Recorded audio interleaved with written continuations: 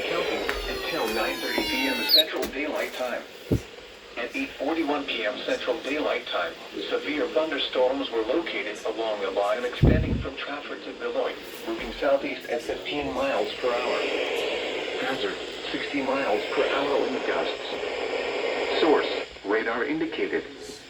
Intact, expect damage to roofs, siding, and trees. Locations impacted include Northern Birmingham, Trustville, Gardendale, Fultonville, Summatoon, Cordova, Dora, Center Point, Pleasant Grove, Clay, Kimpson, Tarrant, Adamsville, Argo, Warrior, Kimberly, Graceville, Morris, Silver Springs, and Brookside. For your protection, move to an interior room on the lowest floor of a building. Repeating, a severe thunderstorm warning has been issued until 9:30 p.m. Central Daylight Time for the following counties in Alabama: Jefferson and Walker,